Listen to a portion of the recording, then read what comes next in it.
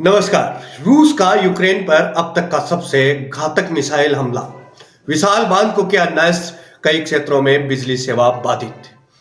आपने रूस और यूक्रेन के युद्ध के बारे में सुना होगा और बड़ी जानकारियां भी आपको होंगी, लेकिन अभी अभी एक बड़ी खबर आई है, एक बड़ी मिसाइल लॉन्च हुई है। रूस ने फरवरी 2022 में युद्ध शुरू होने के बाद से शुक्रवार को यूक्रेनी ऊर्जा बुनियाद ढांचे पर अब तक का सबसे बड़ा मिसाइल और ड्रोन हमला किया है। इस हमले को लेकर कीव की तरफ से कहा गया है कि यूक्रेन ने देश के सबसे बड़े बांध पर हमला किया है, जिससे कई क्षेत्रों में ब्लैकआउट हो गया है। कीव ने शुक्रवार को कहा कि रूस ने 88 मिसाइलें और 63 ड्रोन दागे, जिनमें से क्रमशः 33 और 55 को मार गिराया है। यूक्रेनी वायुसेना ने कहा कि हाइपरसोनिक और बैलिस्टिक मिसाइलों के व्यापक उपयोग के दौरान उसे मार गिराना कठिन है। राज्य जल विद्युत कंपनी उक्राहाइड्रो एनग्रो ने कहा कि दक्षिण शहर जापोरिजिया और डीनीप्रोईएचईएस बांध की हाइड्रोलिक संरचनाओं और बांध पर बड़ा हमला किया गया है। जल विद्युत कंपनी की ओर से कहा गया है कि फिलहाल स्टेशन पर आग लगी हुई है। आपातकालीन सेवाएं और ऊर्जा कर्मचारी मौके पर काम कर रहे हैं और कई हवाई हमलों के परिणामों से निपट रहे हैं।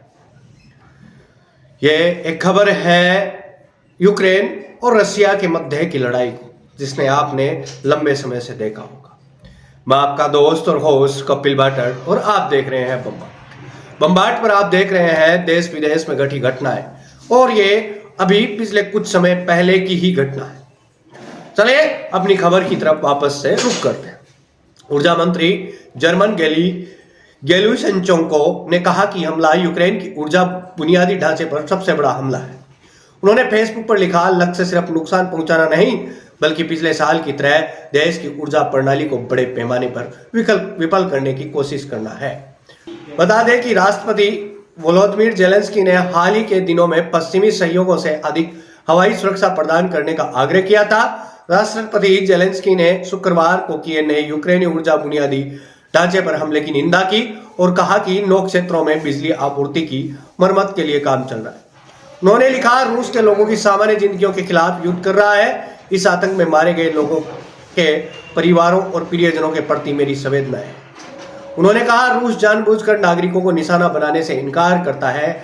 हालांकि फरवरी 2022 में उसके पूर्ण पैमाने पर आक्रमण के साथ शुरू हुए युद्ध के परिणाम स्वरूप हजारों लोगों की मौत हुई, लाखों लोग उजड़ गए और यूक्रेनी कस्बों और शहरों का विनाश हुआ। मॉस्को का कहना है कि यूक्रेन के बिजली बुनियादी ढांचे पर हमले वैध हमले हैं, जिनका उद्देश्य दुश्मन सेना को कमजोर करना है।